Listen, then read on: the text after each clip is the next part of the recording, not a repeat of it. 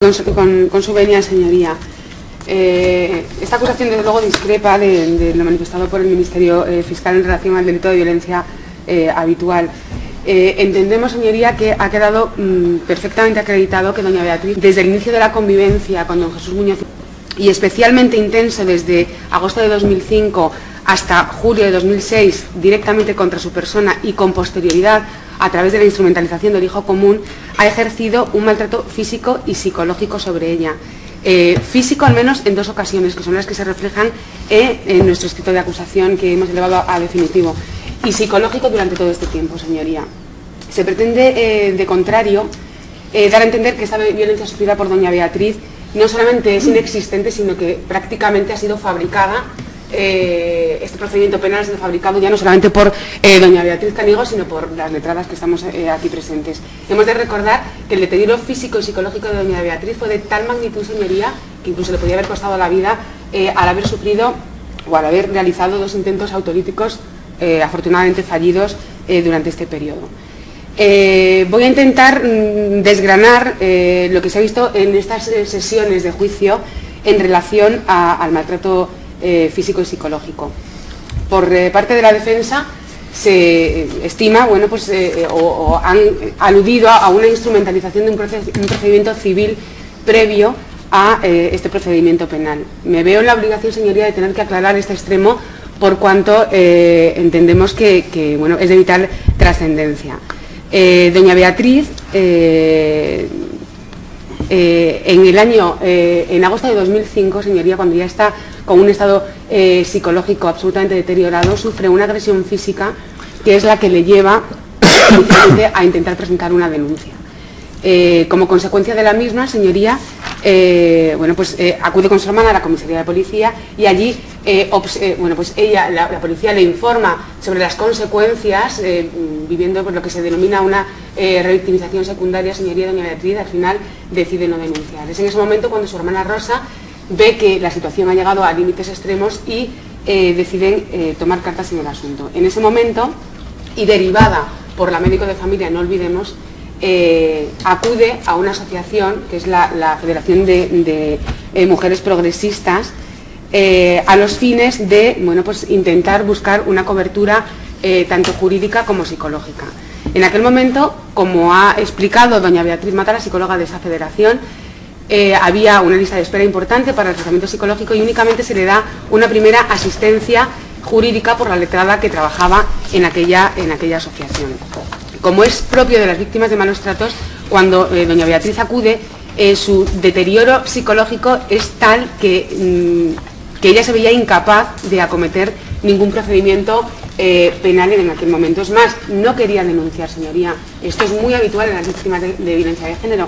Por parte de la defensa se ha cuestionado esa actitud de ocultación e incluso de justificación de esa violencia generada, pero yo presumo que todos los aquí presentes conocemos este tipo de delito y las especificidades del mismo, y esta es una de ellas. Doña Beatriz no quería denunciar y tampoco psicológicamente se veía preparada para acometer un procedimiento tan difícil como este. Por ese motivo, señoría, se inician los trámites de regulación de relaciones paternofiliales en diciembre de 2005 y se iniciando un procedimiento civil. Y por parte de las letradas que las representábamos en aquel momento, que las seguimos representando ahora, presentamos una demanda de regulación de relaciones paternofiliales en el orden civil, que se turna ante el juzgado de familia ordinario. Durante este ínterin, doña Beatriz inicia su terapia y, como consecuencia de un episodio en mayo de 2006, se desencadena todo el procedimiento penal. Pero yo insisto en que no tiene nada que ver una cosa con la otra y es perverso que por parte de la defensa se pretenda establecer una relación entre ambos procedimientos. La denuncia se presentó en mayo de 2006, pero podía haberse presentado antes, señoría, o podía haberse presentado muchísimo después, incluso ya con el procedimiento civil finalizado. De hecho, cuando el juzgado de familia, donde se estaba tramitando la regulación de las relaciones paternofiliales, conoce de la existencia de esa denuncia, obviamente se inhibe en favor del juzgado de violencia.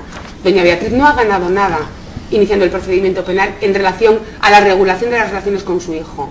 Lo único que ha hecho ha sido desgastarse mucho más. Los juzgados de violencia funcionan de una manera, bueno, pues todos conocemos, esta causa lleva 8 años, 6 años, muy lentamente, y lo único que ha hecho ha sido dilatar una situación que se podía haber terminado mucho antes en el juzgado de familia correspondiente, donde ya se estaba tramitando esta causa.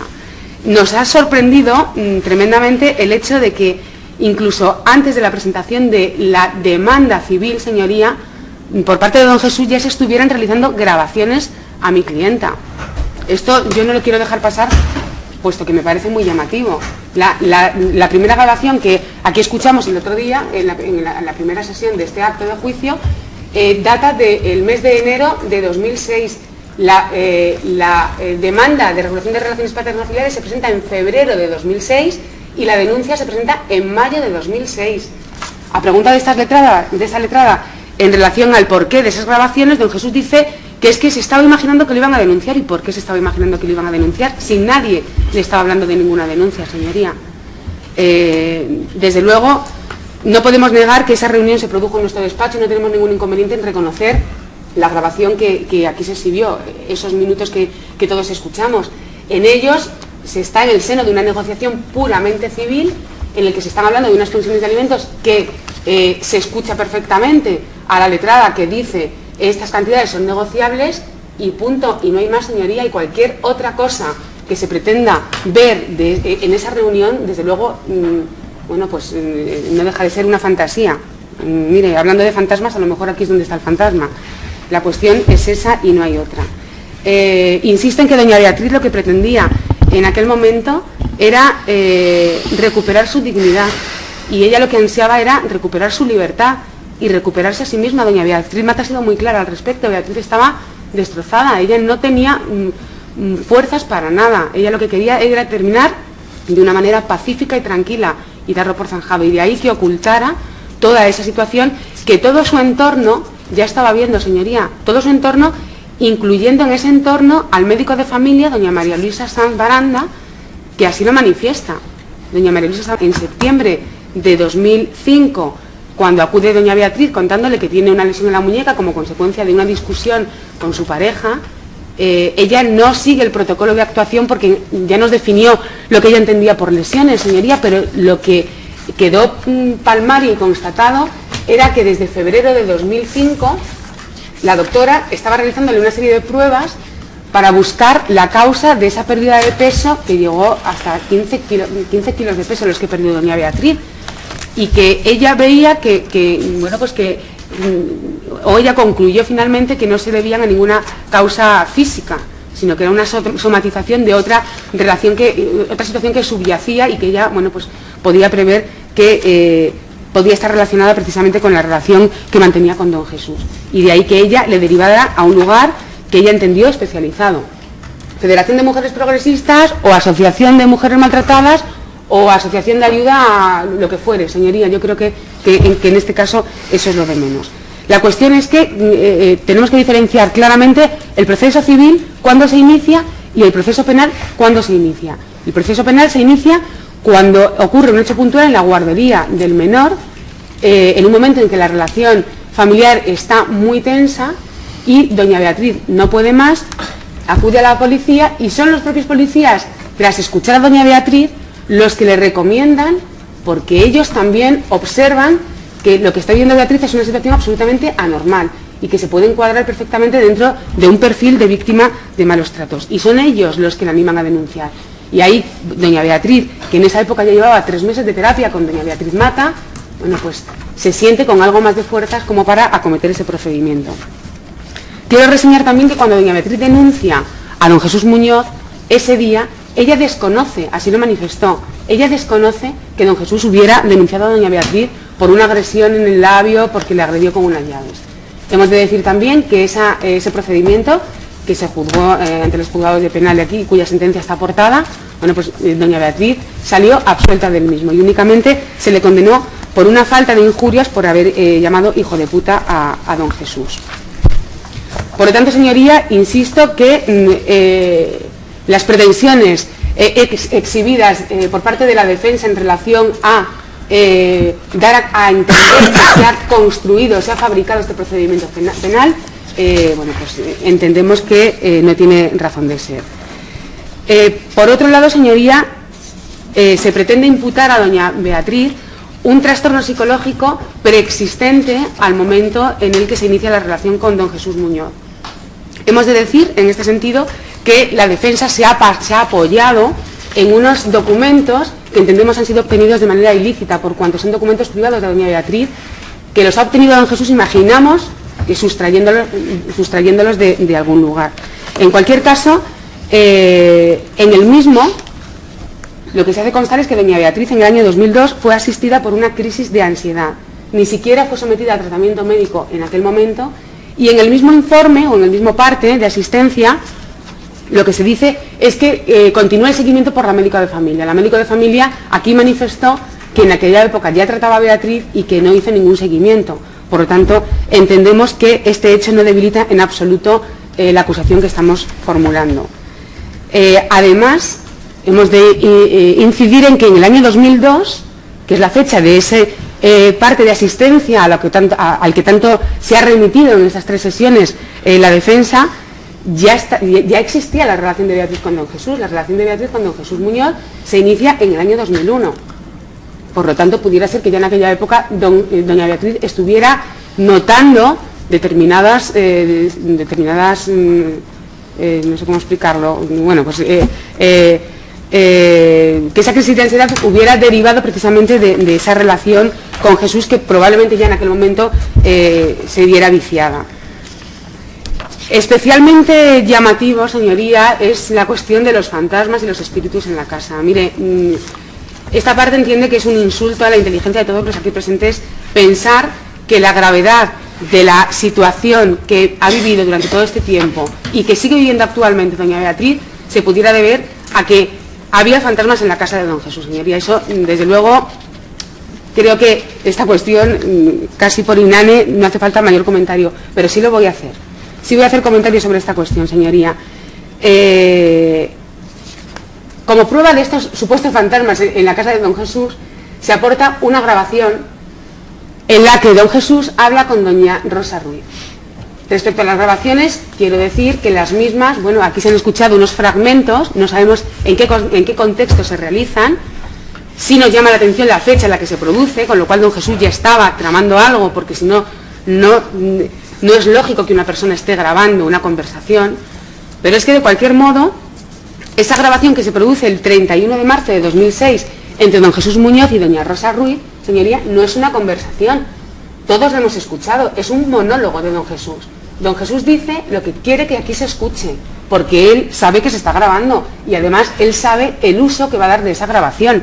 No Beatriz, no Rosa Ruiz, ellas no saben que se está grabando. Ellas tienen una conversación espontánea, pero de cualquier manera se ha fragmentado y se ha extraído 2 minutos o 3 minutos de conversación, que son los que aquí se escucharon, en las que don Jesús dice: ¿y si yo dijera que tu hija se ha ido porque hay fantasmas en la casa? Vamos a ver, señoría, eso no acredita nada. Aquí nadie ha acreditado nada. Y es más, por todos los forenses y peritos que han depuesto en este juicio, en ninguno se establece o ninguno se manifiesta que doña Beatriz sufra ninguna patología de ningún tipo. Desde luego, quien ve fantasmas muy bien no está, señoría. Y desde luego los informes dicen absolutamente lo contrario. En relación a este mismo hecho, depuso en este juicio el que era entonces jefe de don Jesús Muñoz, el jefe de servicio, que manifiesta que recuerda perfectamente que un día don Jesús le pidió permiso para irse del trabajo porque su mujer estaba en la calle, porque al parecer había fantasmas en la casa, o espíritus, o olores, me da lo mismo, señoría. Bueno, desde luego ese testimonio es muy poco creíble, señoría. Tendríamos un problema todos los madrileños si la concediera permisos por causas tan ilógicas y poco creíbles como esa. De cualquier modo, este testigo, a preguntas de esta letrada, dijo que no le unía ninguna relación de amistad con don Jesús. Cuestión esta también poco creíble, pues en caso contrario don Jesús entiendo que nunca le contaría ni esta circunstancia que produce esta risa, ni un hecho tan grave como que su mujer ha intentado suicidarse. Esto únicamente se lo cuentas a alguien muy allegado a ti. Por lo tanto, entendemos que este testimonio tampoco debe tener valor probatorio por poco creíble y por estar contaminado por su amistad con el imputado. En relación al resto de llamadas telefónicas que aquí pudimos escuchar en la primera sesión del juicio, insistimos en que las mismas son llamadas promovidas por don Jesús en las que el contexto, o sea, la conversación, el trasfondo de la conversación es provocado por don Jesús, y los que hemos escuchado unos cortes sacados de contexto y que no sabemos lo que escuchamos de qué deriva. Y me estoy refiriendo a la situación de desesperación en la que se oye a doña Beatriz en muchos casos, en las que le insulta, incluso en una le dice: pero ¿por qué me haces esto? ¿Por qué me haces esto? Bueno, señoría, doña Beatriz Mata nos ha explicado la razón de ser de estas reacciones puntuales. Por parte de la defensa se le ha pretendido confundir diciendo que son reacciones constantes. No, señoría, aquí no se ha acreditado que sean reacciones constantes. Aquí se han aportado 2 grabaciones y 4 testigos que dicen que en un momento dado le han escuchado decir algo, testigos que por otro lado mi clienta no conoce en absoluto, algunos de ellos. Cuestión esta que no hemos podido probar, puesto que los testigos ya vinieron después. En cualquier caso, señoría, no hemos podido probar, entre otras cosas, porque resultaría probatoria diabólica. ¿Cómo podemos probar que alguien no conoce a alguien? Es una cuestión de pura lógica. En cualquier caso, insistimos en que estas conversaciones no prueban absolutamente nada. Y que sí es llamativo que don Jesús estuviera preconstituyendo estas pruebas de cara a una posible denuncia que él ya intuía que se le iba a presentar. Por algo sería. También don Jesús se contradijo al mantener que hasta el 19 de marzo todo era idílico. Esta frase es textual, la pregunta de esta letrada. Si hasta el 19 de marzo todo era idílico, ¿cómo es posible que este señor estuviera grabando conversaciones desde el mes de enero? En cualquier caso, respecto de las grabaciones, yo creo que no hay mucho más que decir. Lo que sí tenemos que decir es que la estrategia de defensa entiende esta representación, esta parte que no ha surtido el efecto deseado, pues ha quedado probado y acreditado que doña Beatriz ha sufrido prácticamente desde el inicio de su relación con don Jesús múltiples desprecios, insultos, minusvaloraciones y 2 agresiones físicas que se concretan en un cabezazo, al menos dos agresiones físicas que se concretan en un cabezazo en diciembre de 2004 y la agresión producida en el trastero de su vivienda en el mes de agosto de 2005.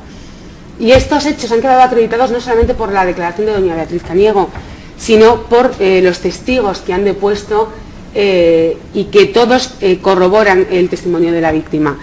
Especial relevancia tiene el testimonio de doña Rosa, que es la hermana de doña Beatriz, que ella es la que ha relatado, como ya hiciera en el juzgado de instrucción, de qué manera se produjo una primera agresión, un primer acto violento que fue percibido por ella cuando estaban viajando a Benidorm en el coche, y en el que don Jesús, cuando se dio cuenta que doña Beatriz, que estaba sentada en el asiento trasero del vehículo, no llevaba puesto el cinturón de seguridad, de una manera agresiva y con una brusquedad que incluso doña Rosa pensó que había reventado una rueda, se echó al arcén de la carretera y empezó a gritarle y a insultarla. También doña Rosa nos contó de qué manera reaccionaba doña Beatriz ante estas acciones violentas por parte de don Jesús, quedándose callada y llorando. Esta misma hermana, doña Rosa, fue la primera persona a la que doña Beatriz llamó después del episodio del trastero, en el que fue agredida por don Jesús, y es un testigo de referencia clarísimo, puesto que ella pudo escucharla inmediatamente después al suceso. Ella fue la que le dijo que acudiera rápidamente al domicilio de sus padres. Es más, doña Rosa Caniego salió de su trabajo, se fue al domicilio de los padres y allí pudo ver que el vehículo de don Jesús estaba aparcado en las inmediaciones. Doña Rosa Caniego igualmente ha sido testigo, dada la especial relación que tenía con su hermana y las veces que ha acudido al domicilio de don Jesús cuando vivían juntos, de la situación que se estaba viviendo dentro del mismo. El frío que doña Beatriz pasaba, que incluso ella ha sido testigo de cómo su hermana le decía: por favor, Jesús, por la calefacción, y él les tiraba unas mantas para que se taparan. Doña Rosa Caniego nos ha contado cómo escuchó a don Jesús Muñoz llamar a su hermana en varias ocasiones, puto saco de hueso, señoría, cuando doña Beatriz había perdido 15 kilos de peso. Hija de puta, en muchas ocasiones.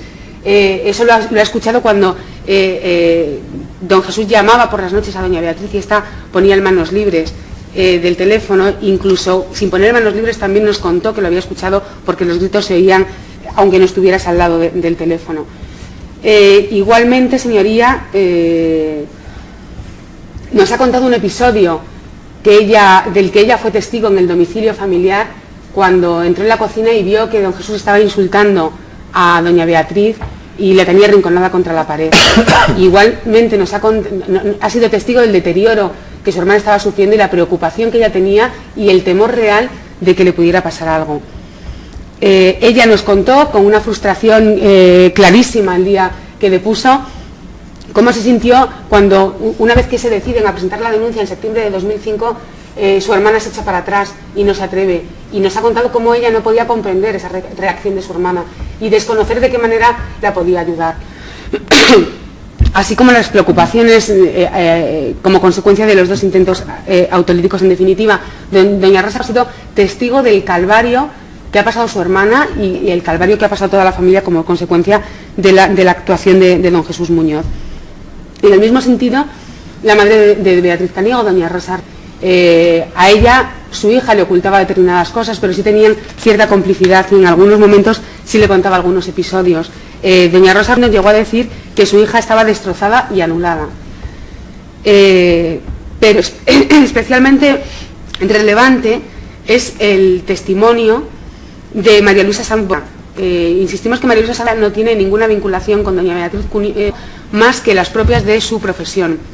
Es un médico de familia en la Seguridad Social, señoría, la que ha sido asignada, y es la que le viene tratando al menos desde el año 2000. Ella fue la que nos contó la situación que ella vio que estaba viviendo doña Beatriz, la preocupación que tenían por esa pérdida de peso. Dejó claro que en ningún momento esa pérdida de peso era secundaria de la gastroenteritis. La defensa insistió mucho sobre este extremo y ella contestó rotundamente no.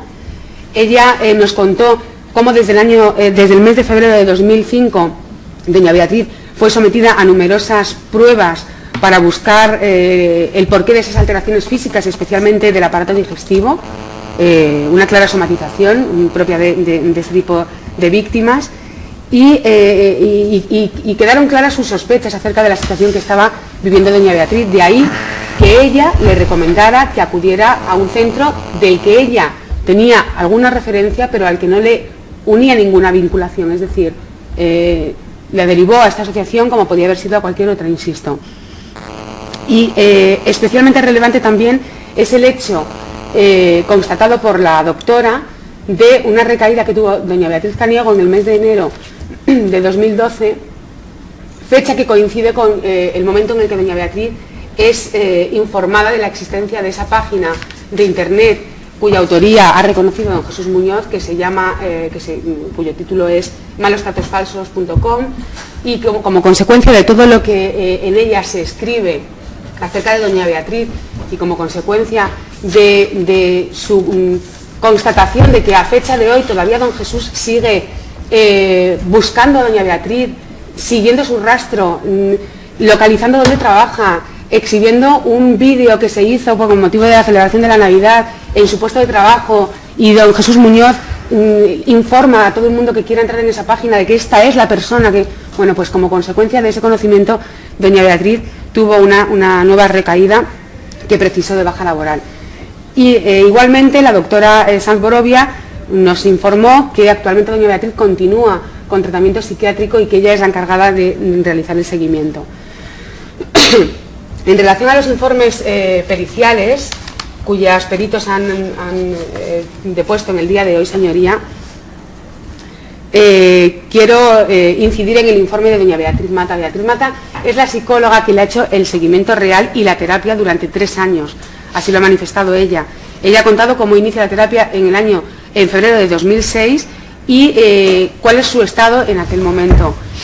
Ella sí ha pasado las pruebas propias de víctimas de malos tratos, dada su especialización en la materia, señoría, y ella sí le ha pasado la escala de gravedad de trastorno de estrés postraumático, cosa que no hizo la perito la forense del juzgado de violencia número 4, doña Elizabeth Sánchez Arellano, según ella misma ha manifestado, porque las agresiones que sufrió Beatriz, bueno, pues no son tan graves, no son amenazas mortales, digamos, no hay riesgo de muerte. Así nos lo ha contado, señoría. Francamente, yo me quedo perpleja de la falta de rigor a la hora de defender un informe del que ha tenido conocimiento esta misma mañana y ha tenido 10 minutos para leerlo. De cualquier manera, yo no veo que exista tanta contradicción en el informe. Sí existe contradicción en cuanto a su defensa del mismo, pero en el informe, señoría, en la escala de inadaptación de Echeburúa y Corral, esa escala de inadaptación de Echeburúa y Corral se pasa precisamente a las víctimas de violencia de género, de ahí que lo pasara ella y no pasara a otras. Y en ella dice que esta escala sirve para reflejar en qué medida la situación de maltrato, señoría, la situación de maltrato, no cualquier otra situación, sino en qué medida la situación de maltrato afecta a diferentes áreas de la vida cotidiana. Y en el caso de doña Beatriz, esta situación de maltrato refleja un índice alto de inadaptación global. Y esto concuerda perfectamente con lo que aquí nos ha explicado doña Beatriz Mata. Igualmente, en relación a la escala de autoestima de Rosenberg. Y en cuanto al estrés postraumático, esta misma forense, ha manifestado que desconoce si con posterioridad doña Beatriz pudiera haber tenido un estrés postraumático. Bueno, pues tenemos el informe de doña Beatriz Mata que sí es posterior y sí se le ha pasado la escala de gravedad de trastorno de estrés postraumático, y en la fecha en la que doña Beatriz Mata lo valora, bueno, pues sí existe estrés postraumático. En fecha anterior no sabemos si existe o no porque nadie se lo pasó, porque la encargada de hacer estas pruebas, bueno, pues no hizo su trabajo, señorías, si me permite la crítica. Y lo mismo tengo que decir respecto al informe de Rosa Marote. El informe de Rosa Marote, como ella misma ha dicho, es una referencia a este primero. Simplemente se trató de una mera entrevista, no le pasó ningún tipo de prueba, por lo tanto, bueno, pues tampoco podemos decir más sobre él. ¿De qué se vale don Jesús Muñoz para negar todos los hechos que le estamos imputando? Bueno, pues únicamente de su propia declaración, de una declaración que tiene claros tintes exculpatorios, señoría. E igualmente se vale de una serie de testigos, pero de estos testigos lo único que podemos decir es que lo más que dijeron es que nunca vieron nada más que normalidad entre la pareja, constante la relación. Bueno, pues lamentablemente los malos tratos se producen en la esfera íntima. Ojalá se produjeran en la esfera pública y hubiera testigos directos. Esta situación solamente se da cuando el agresor comete un error. Y en este caso no ha sucedido y se ha dado en la esfera íntima y nadie ha podido ver nada. Y de cara al público, bueno, pues era una relación normal. José Ángel Fernández Co, el testigo que depuso por videoconferencia la primera sesión de este juicio, él estaba en la casa el día que se produce el cabezazo en diciembre de 2004. Inicialmente responde con ciertas vaguedades porque no se acordaba bien y demás, y cuando esta acusación le pregunta, bueno, pues automáticamente se acuerda. Se acuerda de que fue imposible que doña Beatriz y don Jesús estuvieran solos ni un minuto aquel día de diciembre del año 2004, señoría. O sea, estamos hablando de hace 8 años. ¿Cómo es posible que este testigo pueda decirnos que se acuerda sin ningún género de duda? Evidentemente, este testimonio, precisamente por eso, carece de todo valor. Por el contrario, señorías, si analizamos el testimonio de doña Beatriz, entendemos que en él concurren todos y cada uno de los requisitos admitidos jurisprudencialmente que enervan el principio de presunción de inocencia que se intenta hacer valer por la defensa. Se da el requisito de credibilidad subjetiva de la víctima, señoría. Ya he explicado que no existe ningún móvil espurio. Doña Beatriz no ha ganado nada con este juicio. Ella lo único que quería era recuperar su dignidad como persona, como mujer, su autoestima y su libertad. Y ella intenta iniciar trámites. Perdón que interrumpa, en cuanto a los informes les admito toda la extensión que quieran, siempre que no sean reiterativos, las ideas... Bien, bueno, pues en este punto de la credibilidad subjetiva de la víctima entendemos que se da, y me remito a lo que he comentado al inicio de mi informe. En cuanto a la verosimilitud de sus manifestaciones y su coherencia, bueno, pues entendemos que existe coherencia en los datos y bueno, pues corroboraciones que apoyan esta versión. Y en cuanto a la persistencia de incriminación, señoría, entendemos que este tercer requisito también confluye. En este caso, pues no existen contradicciones importantes según lo establecido por la jurisprudencia. Por parte de la defensa se ha intentado utilizar a doña Beatriz en el sentido de manifestar que ella ni estaba sometida ni era una mujer sumisa, ella podía agredir verbalmente a don Jesús, y para ello, bueno, pues se ha realizado una batería de prueba testifical en ese sentido, incluso de las grabaciones. Nos remitimos a lo que ha dicho en este sentido, señoría, no quiero ser reiterativa. Por todo lo dicho, entendemos que sí se dan todos los requisitos de violencia habitual, falta de vejaciones por los hechos ocurridos en septiembre de 2004, falta de vejaciones por los insultos a doña Beatriz en julio de 2006, el delito de lesiones por el hecho ocurrido en el mes de diciembre de 2004, el cabezazo por el delito de lesiones, por la agresión sufrida en agosto de 2005 y por el delito de lesiones psíquicas. Entendemos que han quedado todos ellos acreditados. En relación a los malos tratos psicológicos que imputa don Jesús a doña Beatriz en relación al hijo menor de la pareja y todo el sufrimiento que don Jesús ha padecido durante todo este tiempo, hemos de manifestar que en absoluto ha quedado acreditado este hecho. Es más, ni siquiera hay una prueba mínimamente indiciaria del mismo. Sí existe prueba de la conflictividad generada por don Jesús en relación a todo lo relativo al menor. Yo no quiero mezclar aquí el tema del menor, pero por parte de la defensa se ha sacado y nos vemos obligados a hacer mención a ello. Incluso en el punto de encuentro familiar, señoría, que se encargaba de las entregas y recogidas del menor, constan informes en la causa que hablan de los improperios, los desaires, los malos modos y la agresividad de don Jesús hacia ellos, incluso en presencia de su hijo, señoría. Y esto los profesionales del punto de encuentro se lo recriminaban a don Jesús y lo informaron al juzgado de violencia sobre la mujer número 4. Esto sí que ha quedado acreditado, señoría. No que doña Beatriz haya maltratado de ningún modo a don Jesús.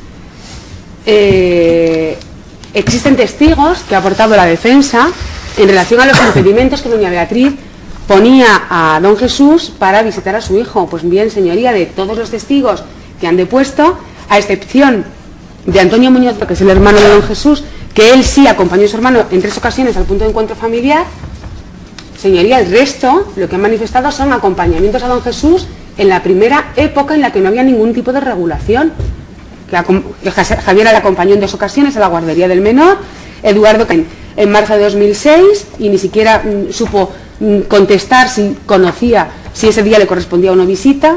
Nuria acompañaba a Jesús a ver al niño en la casa de los padres de Beatriz, estamos hablando de una fecha muy anterior, y José Ángel en el mismo sentido. Pero es que en este punto, y para desmontar absolutamente la existencia de este delito, es que voy a hacer mío la testigo propuesta por la defensa, y me estoy refiriendo a Pilar López, la psicóloga del SAF-1. Esta psicóloga hablaba de que sí trató el sufrimiento que tenía don Jesús por no poder ver a su hijo.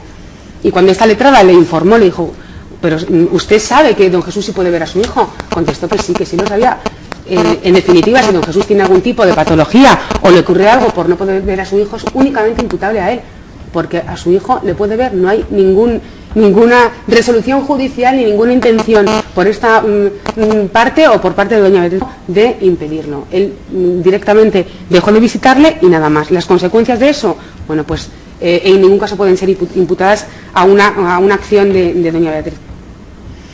Y ya para concluir, señoría, voy a hablar del incidente del día 26 de julio de 2006 en el que se le imputa a doña Beatriz una falta sobre la madre de don Jesús, doña Antonia.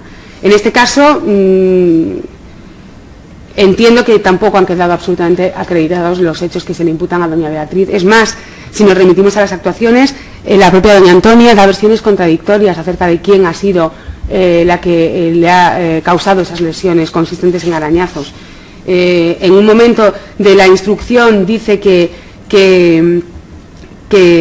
esos arañazos se los realizó doña Beatriz y en otro momento dice que fue don Juan. En cualquier caso, entendemos que no solamente constan acreditadas debidamente esas lesiones, sino que además no está acreditada que fuera doña Beatriz la que le arañara. Evidentemente, sí que hubo, pues no sé cómo describirlo, un grupo de personas en una situación de conflicto. Doña Beatriz manifestó que ella lo que intentó fue separarles para que no siguieran pegando a su padre y, bueno, pues cualquiera de ellos podía haber arañado la cara de doña Antonia, señoría. No queda acreditado en ningún modo que fuera doña Beatriz. Por ese motivo, bueno, pues solicitamos una sentencia acorde con los pedimentos de nuestro escrito de calificación que hemos elevado definitivo, nada más. Sí, señora Letrada. Con su venia, señoría. Me voy a centrar única y exclusivamente en los hechos que competen a don Juan Cañego, que son los acaecidos en fecha 26 de julio de 2006. En lo que se refiere a la acusación mantenida frente a don Juan por el delito de lesiones y la falta de injurias y amenazas, nada de lo mantenido por la parte contraria ha sido probado. Pero es que es más, en cuanto a las lesiones que pretenden imputársele con respecto a doña Antonia, ha quedado totalmente desvirtuado. Comenzamos a desgranar las pruebas que así lo han hecho. La perito forense del Juzgado de Instrucción 42, doña Carmen Pulido, ratificó el día 26 de abril su informe que obra a los folios 919 y 920 de las actuaciones, con una frase que yo creo que con la que se hizo el silencio en la sala, que fue: el interior del cerebro no es vulnerable a un puñetazo. La contundencia de esta afirmación, que dejó sin defensa a la parte contraria, hizo que el letrado contrario intentara preguntarle sobre la posibilidad de que unos golpes en el cuello hubieran afectado a la zona meningea, posibilidad esta que fue igualmente descartada por la forense.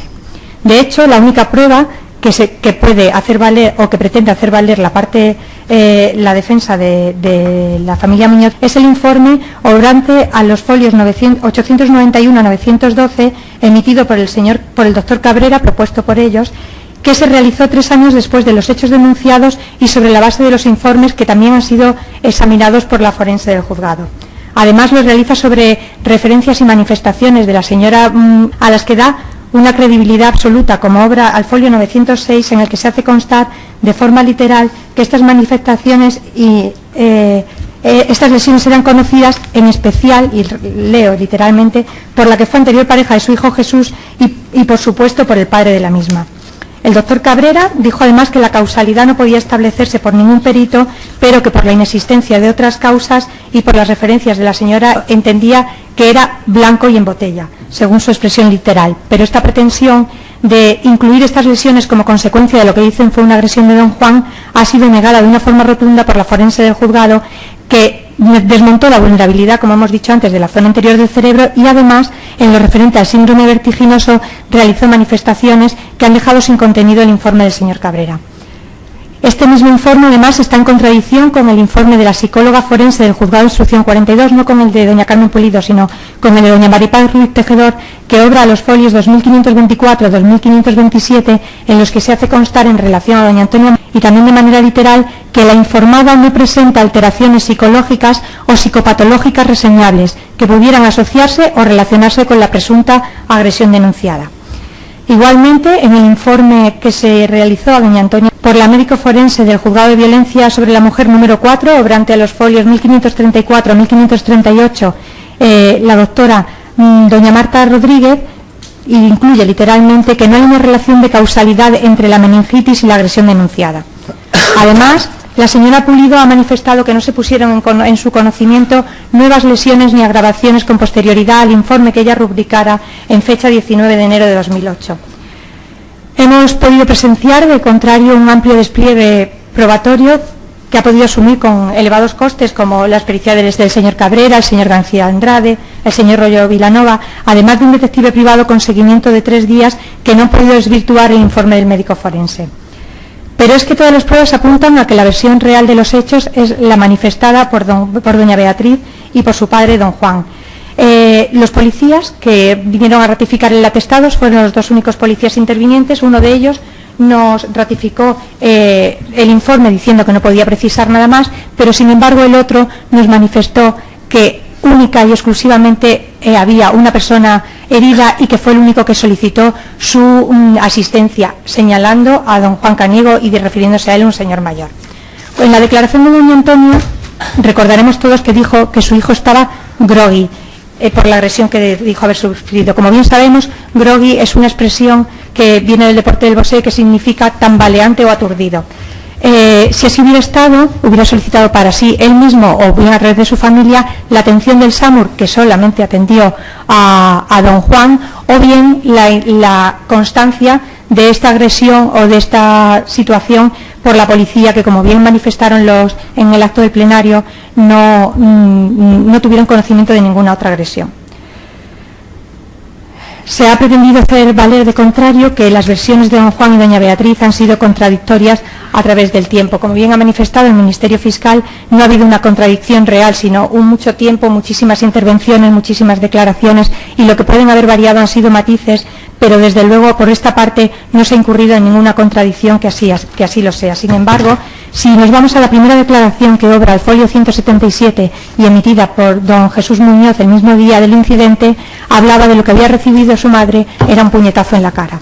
Ese puñetazo en la cara no cuadra con todos los informes y todas las intervenciones posteriores y todas las pruebas y todas las declaraciones en las que se habla del informe del puñetazo en la cabeza, que está claro que esa manifestación está realizada para pretender vincular el golpe en la cabeza con la afectación a una lesión anterior como era la meningitis, que estaba dormida desde hacía bastantes años. En la misma declaración del folio 177, don Jesús manifestó que logra esquivar a su suegro cerrando la puerta.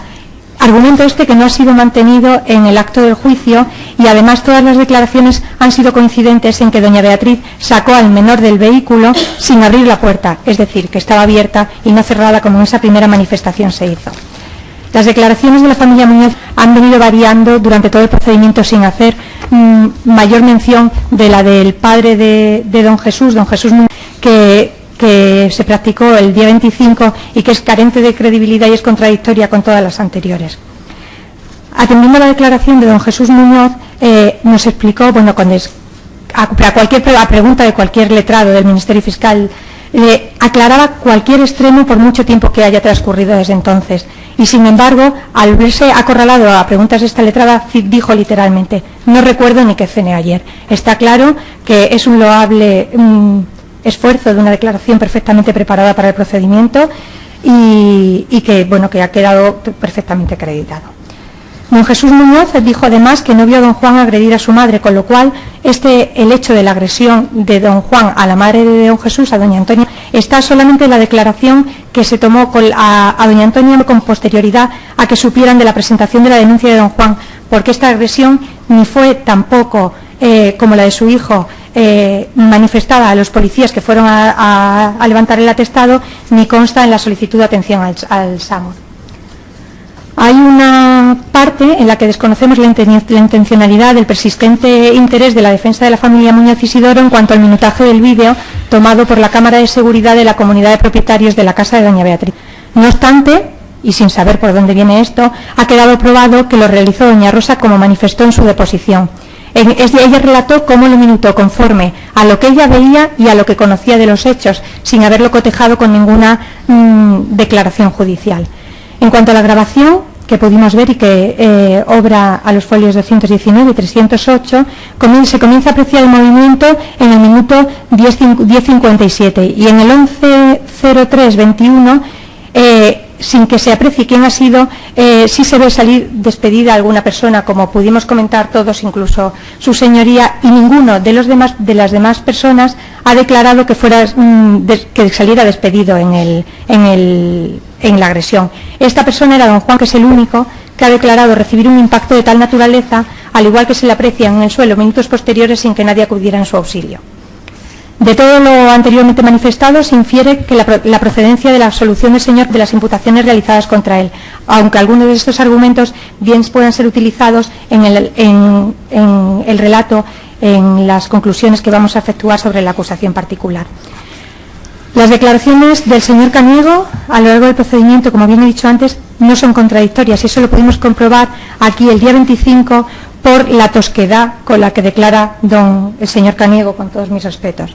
Ha sido espontánea, improvisada, para nada preparada, y sobre todo hemos podido ver que tiene escasas o nulas habilidades para la oratoria, que hacen imposible la preparación de argumentos que impidan la espontaneidad de esta declaración. Pero eso ha sido así a lo largo de todas las declaraciones del procedimiento, que pueden haber sido distorsionadas en sus transcripciones, pero en cualquier caso afectan a cuestiones trascendentes, sino a matices irrelevantes en los que hay que valorar primero, como ya hemos dicho, su falta de destreza en la expresión, pero además la situación en la que se encontraba, con las lesiones que le habían sido provocadas, el dolor que tenía y la afectación psicológica que tal incidente ha producido y que le ha tenido con un trastorno ansioso depresivo y con un estrés postraumático con posterioridad.